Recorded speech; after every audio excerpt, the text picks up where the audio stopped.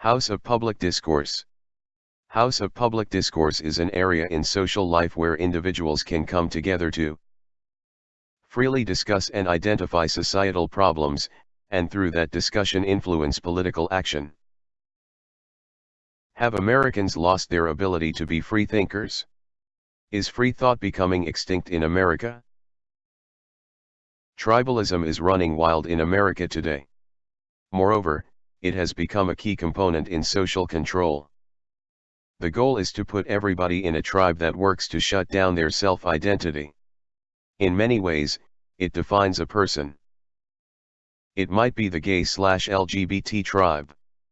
It might be the white supremacist tribe. It could be the black person tribe. The science tribe. The politician tribe. Then you have the feminist tribe or the workers' tribe. The list of tribes grows every single day, it seems. Tribalism is a dangerous thing. We are all born with our very own unique skills, morality, and experiences that shape the way we think. We all have our own special way of being creative. We all have our own ideas, and we all have special feelings that inspire us. If it were not for tribalism, people would not be put into these assorted boxes. We would all be who we are. We would see many different perspectives on a spectrum of issues.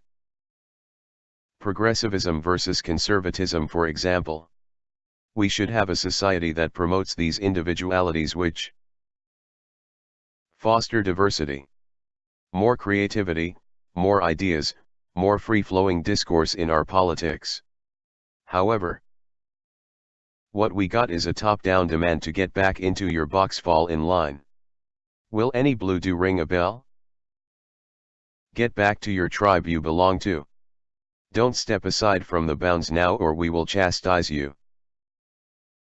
Color inside the lines. No abstract art is allowed. Follow the rules of your tribe or get spanked. There are examples. If you're gay, you must be a progressive, you can't be conservative. If you're a scientist, you can't believe anything that steps outside your sensibilities and have faith in God.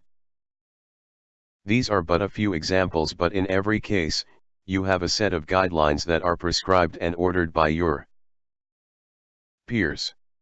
Especially in the present with social media, there is ever increasing social pressure to conform to the tribe. If you consider yourself to be progressive, you can't agree with anything Donald Trump does or you will be booted from the group and blocked on Facebook, for example. The demand that we all conform to these ever-growing tribes comes from the top. What we have instead of trickle-down economics, which doesn't work, we have trickled-down social engineering, which does. This is all enforced by social pressure. It feeds on every single human being desire to belong. All of us, for the most part, have a desire to be part of something in this world. The fear of being isolated and alone is a strong one. There have been studies conducted by social psychologists that social pressure is the most determining factor on what people deem to be true or false. People will go along with the tribe and the social pressure even if it contradicts what they see or feel. Studies have shown that people will expel direct evidence in front of them with the narratives of the tribe. Tribalism is a very powerful and destructive force working like cancer through the American people, and you can see it unfold daily in our public discourse. Tribalism is being used as a weapon by the powers that be. It is a weapon for social debasement and engineering. What is the end goal? Social control. Mostly for political control, and it all starts by dividing people. Therefore, politics matters in our view in the House of Public Discourse. Where better than to gain control of a myriad of segments in our society than from controlling elected officials? It has happened before, and therefore history is repeating itself. The after effect of this is to keep humanity down in its place. The goal is to suppress free thought, plain and simple.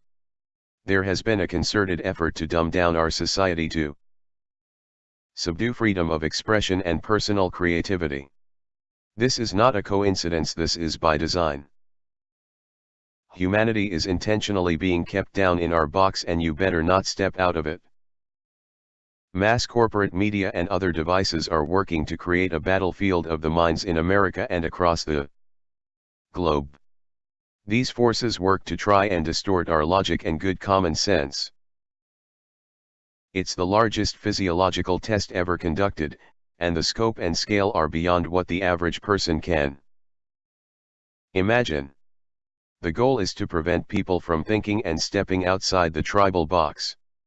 However, if anything of value came out of 2016, people are waking up to the corruption and decline of our country, much of it due to tribalism. We here in the House of Public Discourse are attempting to assist those in recognizing that we all must look and step outside of these ersatz lines they globalist and socialist engineers have herded us all into. The most dangerous threat to the global elitist and political establishments is the American people waking from this voodoo spell of tribalism we have been under for decades now in America. These powers that be are threatened by the true freedom of speech, expression, will, and finally thought. Free thought explained from the YouTube channel Audiopedia.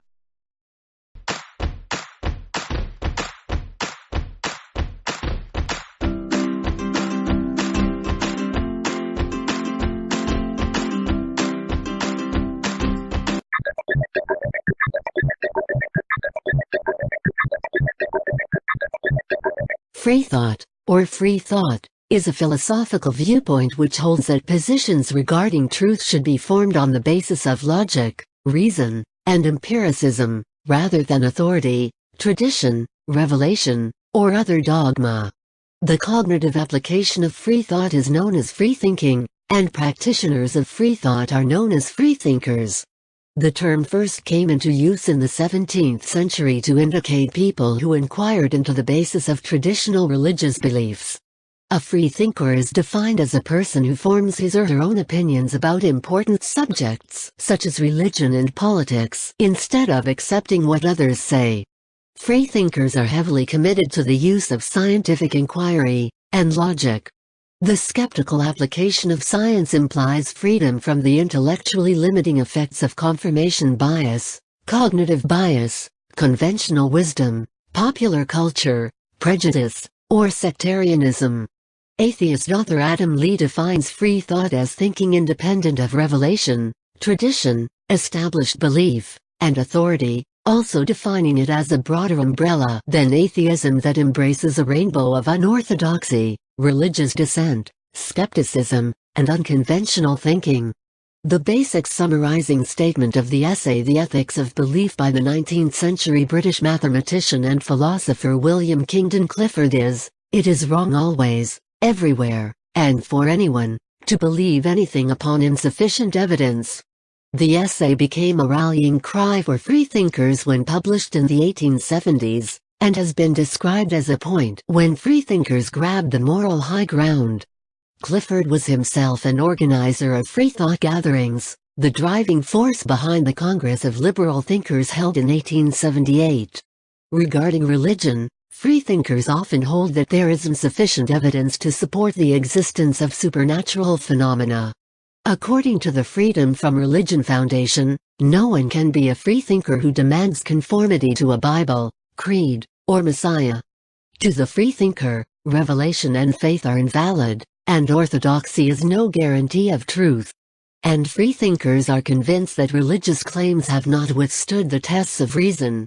Not only is there nothing to be gained by believing an untruth, but there is everything to lose when we sacrifice the indispensable tool of reason on the altar of superstition. Most freethinkers consider religion to be not only untrue, but harmful.